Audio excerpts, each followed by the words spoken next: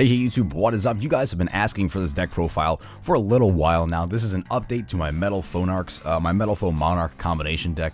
I made this preemptively before the last ban list hit because I knew Monarchs was going to be hit and I wanted to have a way to continue playing the deck.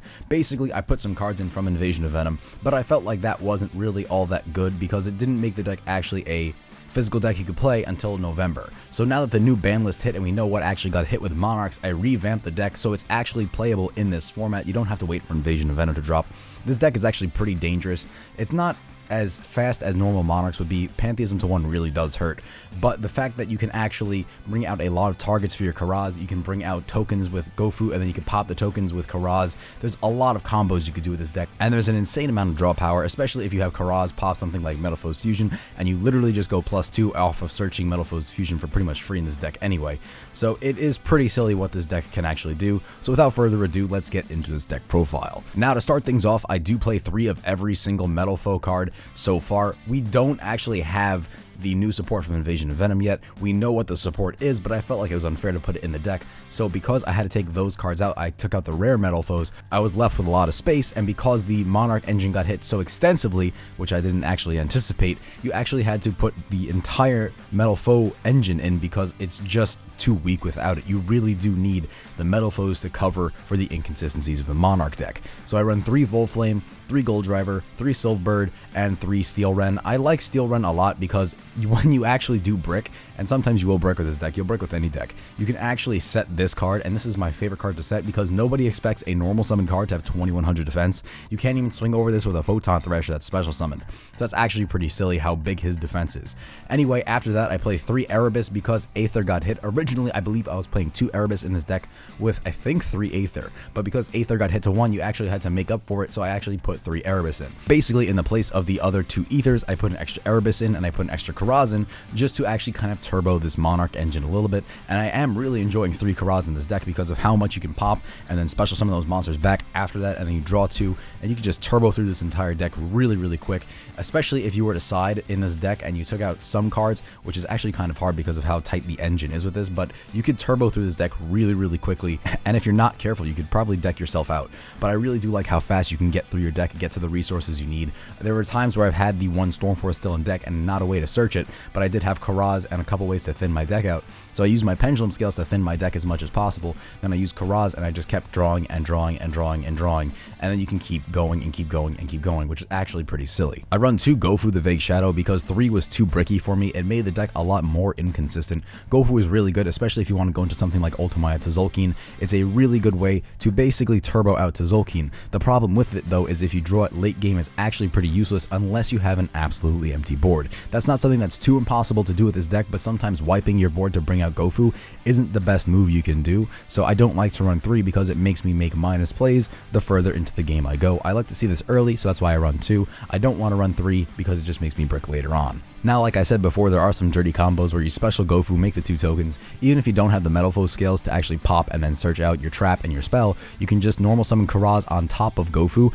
pop the 2 tokens, and draw 2 on top of that, which is a really good play in my mind. It allows you to actually just pretty much get as many cards to hand as you want. You never lose hand advantage if you do that play. You actually have Karaz on field, Gofu in grave, and I think you still have 5 cards in hand at that point because you just never lose hand advantage with this deck unless you actually want to. You can set a lot of the spells and traps and stuff like that. I like to keep most of the Monarch spell and traps in my hand unless I know I'm going to use them on my opponent's turn, or I'm going to make them face up so I can pop them with the Metalfoe scales. But for the most part, I like to keep my Tenacities and Pantheisms in hand, and unless I'm bluffing because I bricked incredibly hard, I'd probably never set these cards. And for the baby Monarchs, I run 2 Idios and 1 Edea. The reason I do it this way is because most of the time, if I do draw Idios, I can actually Pendulum summon him, and then I can get his effect off, and then I can technically have 2 Tribute summons in 1 turn, thanks to the Pendulum Scales of the Metalfoes being 1 to 8. So I can get him out really easy. He's really good in hand. If I get Edea in hand late game, she's kind of sucky and she's a waste of a normal summon, but I do like to run 1 of her because if I do normal summon her, then odds are I will still have Idios in deck, so I could actually use Idios' effect. I only really use Edea to basically recycle my Pantheism. That's the only thing I pretty much abuse this card for. I'll normal summon it, normal summon Idios, and then I'll tribute it to make Karaz pop and then get Pantheism back to hand and keep going from there. Use it in combos with Return of the Monarchs where I get to add a card to my hand, then pop the Return of the Monarchs with my Karaz in the same chain link and draw again on top of that. So you just really get your hand advantage going with this deck. You can add pretty much any Monarch you want to your hand. The problem is you do have to try and recycle your ethers, and the best way to do that in my mind is by using your Erebus. His graveyard effect allows you to add any Monarch that's also in the graveyard with him back to your hand if you have a Monarch spell and trap in your hand. So it's not too bad. I do then run one Pantheism because it was hit to 1, which I did predict. Pantheism to 1 does really slow this deck down a tiny bit, but because we are running a lot more Metalfoes cards and because we're running more Karazes, the draw power doesn't hurt that much, but Pantheism to 1 definitely did hurt the deck. I mean, I wouldn't have to play Metalfoe Monarchs if Pantheism was at 3 because of how strong Monarchs would be, but with Pantheism at 1, I feel like the Metalfoes engine does really cover for where the Monarch engine is actually very lacking. I then run 3 Tenacity pretty much to just add Pantheism, but if I don't have my Pantheism in deck, I just use the Tenacity to add Stormforth, Return of the Monarchs, any of the other face-up cards that I can put on my side of the field so I can use their effect and then pop them with my Metalfoe scales if I wanted to go even more plus and just thin my deck out more and more from that point on. I also run 1 Metalfoes Fusion. I've been debating whether or not to run more than one of these in the deck. I was considering 2, but considering the fact that I don't run Desires, I feel like I didn't need to. It does work really well in tandem with Karaz. It allows you to go into your Ultimate to Zulkeen, which is really cool as well. You can also, I guess, if you didn't want to use the Metalfoes Fusion, you could just use the Prime Monarch to also go into Tzolk'in with something like Gofu. But I do like Metalfoes Fusion at 1 because of how well it does work with some of these Monarch cards. You can actually pop this with Karaz and draw 2 like I mentioned before, which is a really, really good play. You can then put it back in your deck, search it again, and actually use the Fusion effect. So you just keep going and keep going. You can pretty much add 2 cards to your hand and get a Fusion on your field for free, and then recycle this back into your deck a second time on your next turn. So there's a lot of plays that are possible with this, and I feel like you don't need more than 1 to actually do those plays, which is why I only run 1. And now something that really does make me sad. Monarch Stormforth was hit to 1 because it is such a broken card. Non-targeting removal that gives me pretty much a free monster, and then that monster has a pretty busted effect as well, is pretty silly. I understand why it was hit to 1, but because Monarch Stormforth was hit to 1, we actually have to run 2 Escalation in the deck to make up for our reactionary plays on our opponent's turn. Monarch Stormforth allowed you to do a shit ton of crazy plays on your opponent's turn, especially in tandem with Ether, but now that we have Escalation, we just basically tribute summon Erebus on their turn and then spin back stuff, which is pretty fun too because it's non-targeting removal and you actually get to kickstart your engine by doing so. So even if you do brick and you can only normal summon something like a Karaz and you add a Erebus to your hand with Return of the Monarchs, you can next turn Escalation of the Monarchs on their turn, tribute summon your Karaz for Erebus on their turn, send cards from your deck to the graveyard, get your primes in the graveyard so you can actually have defense, and then you spin back a card from their hand, from their field, or from their graveyard, which is always really nice. I run 3 Return of the Monarchs because of how well it interacts with this deck, how well it works with Karaz. If you have Karaz and you normal summon Karaz, you can make Karaz Chainlink 1 and then Return of the Monarchs Chainlink 2. You basically add any Monarch you want to your hand for free, and then you use Karaz to pop Return of the Monarchs, and you draw on top of that. This also then puts Return of the Monarchs in your graveyard, so you can use it as fodder for Prime Monarch, either to special summon Prime Monarch, or you could put it back in deck with Prime Monarch in the spell and trap zone, and then draw again on top of that. So it sets up a lot of good plays. It also works really well in tandem with the Metalfoes, because the Return of the Monarchs card does lock you out of your extra deck, but you can just use the Metalfoes to pop it, set a Fusion, pendulum your whole field, then use the Fusion you just set, or you can use Metalfoes counter if you really wanted to in tandem with that as well. The Monarch cards work really well because a lot of them are continuous, so they do stay face up on the field, so you can use them in tandem with the Metalfoes scale. I run 1 Domain of the Monarchs because sometimes you do need a way to have a 1 tribute summon for the larger Monarchs, especially Erebus. You don't really normal summon Ether or tribute summon Ether on your turn, it's more so an Erebus play, but early on I feel like this does help. I can search it out, but I do like to run it at 1. I mean, if you wanted to, technically this is a good card to side out because late game it isn't that useful and sometimes it can be a dead draw, but it is always fuel for Pantheism. I then play 3 Metalfoes Counter because this deck does pop your own cards a lot, and Metalfoes Counter allows you to recover the field advantage from having that happen. So basically I could search with Return of the Monarchs, I can then pop it with my Metalfoes scale, and I can put out a Metalfoes Fusion or something like that. I can use Metalfoes Counter, chain to the destruction of my Return of the Monarchs, and then get another card on my field as well. So it's really cool. This also allows you to get cards out of your extra deck and put them in your hand. You can basically just banish this from your graveyard besides the first turn, and then you can add any Metalfoes monster that's in your extra deck to your hand, which is really, really good because sometimes you do pop the wrong scale. Sometimes your opponent pops a scale on you and you don't have a way to pendulum summon, This allows you to get the monster that they just popped put in your extra deck back to hand so you can actually keep going and complete your pendulum scales. And like I mentioned before, we do have to run 2 escalation just to make up for the fact that Stormforth did get hit. I really like this card because it allows you to bring out Erebus or Karaz on your opponent's turn. Technically, if you really wanted to, you could bring out Volflame. Kind of a minus play, to be honest with you, but either way, it's a really good card, especially because you can abuse it with the pendulum scales. And then if you think you can go for something like the OTK, you can pop escalation with your Metalfoe's scales, search out something like the fusion, and then you can make a big 3k beat stick alongside some of your Monarchs and just push for game. So it allows you not only to react on your opponent's turn, but it can be turned into a card that allows you to go for an OTK as well, which is actually something that's very nice. I run 2 Prime Monarch because you kind of need 2 in this deck. You can't get away with 1 because of how much the Monarch deck got hit. I was considering running 3 of these, but it did lead me to brick a lot more.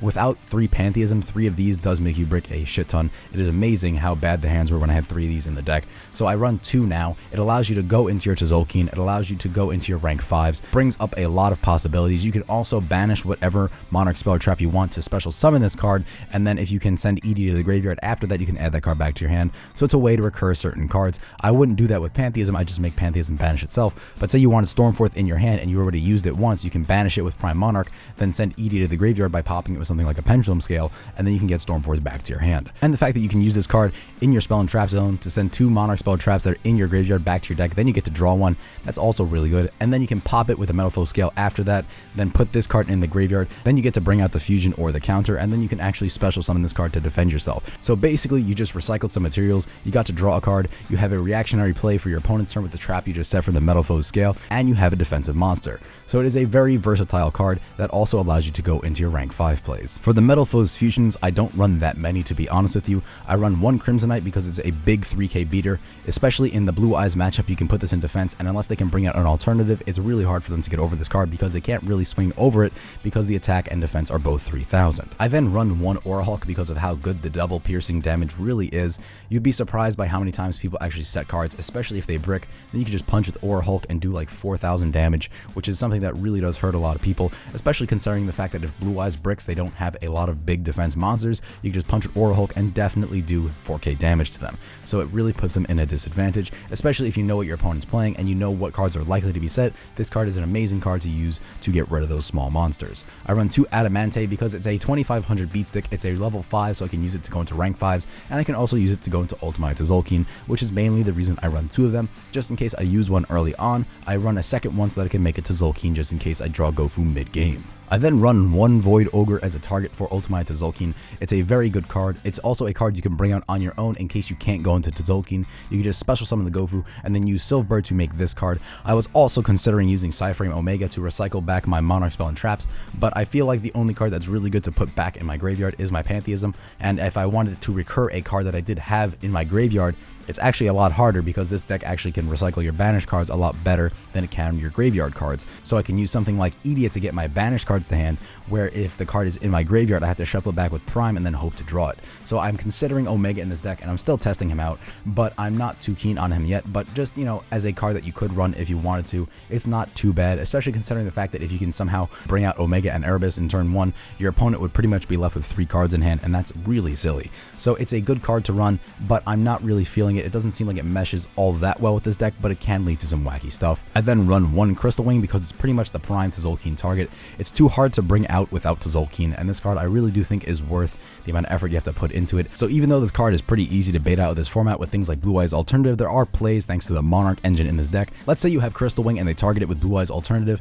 and you negate and destroy the alternative. They bring it back with Return of the Dragon Lords, and they're going to target it again. You can actually chain to the Return of the Dragon Lords your escalation, summon your Erebus, and then before Blue Eyes Alternative has a chance to actually activate its effect, Erebus would resolve first, and then you use Erebus's effect to spin back the alternative, and then they don't have a play, and you have an Erebus on your side of the field, and they have no monsters. I run 1 Gaia Charger just for the Volcasaurus combo. You basically pop their monster, burn them, and then put Gaia Charger on top of the Volcasaurus so you could attack that turn. I use Asmodeus just in case for some reason somebody's running Masker Restrict or some card that's locking out my deck, maybe Anti-Spell Fragrance. I use Asmodeus to just get rid of that because otherwise my deck is pretty much dead. I run 1 Utopia the Lightning to punch over really big monsters and pretty much go for game. That's also why I run 1 Utopia, because you can pretty much go into the rank 4s with your gold drivers. I also then run 1 Durandal because of how easily you can make this card in this deck, and it can turn your brick hands into something amazing. It does also shuffle your opponent's hand, so maybe they bricked and you actually help them out by shuffling their cards back in and letting them draw some new cards. But either way, if you don't have a play, it doesn't matter if your opponent doesn't, because neither of you are going to do anything. So I'd rather have good cards in my hand and maybe give my opponent a good card or two than actually have a dead hand. Also, its other effect to basically change monster, spell, or trap effects into MST on your side of the field is pretty great, because you can use it to just pop your Metalfoe's fusion and force your opponent to put really good cards in your graveyard, especially if they're dead. If you have a card like, I don't know, Metalfoe's counter set, it really doesn't hurt if it's popped, because then you can just use its effect in the graveyard to banish itself and add a scale to hand. So I like the way that Durandal actually forces your opponent to make plays that they don't want to. I run 1 Shark Fortress just because it allows you to go for a game. This card is actually very, very dangerous, especially if you can make something like Aura Hulk or Crimson Knight. You can actually punch for a lot of damage because of how much the double attack does, especially if your opponent has 2 defense position monsters and you can make Aura Hulk attack twice and you double the damage that it does twice. That's pretty silly. And I run 1 Dweller because of how important the graveyard is this format. It stops Blue Eyes, it slows down BA, it slows down the water matchup. So Abyss Dweller is a really good card. I can't go into it all that easily, to be honest with you, but I'd rather have the option and the ability to go into it if I can than want to be able to go into it but can't because I don't play the card. Anyway guys, thank you for watching this video. I hope you enjoyed. If you did, don't forget to follow me on Twitter @Schwabs or like my Facebook page. If you really enjoyed it, don't forget to click subscribe because it's free, it's fun, and hopefully I'll see you guys in the next one.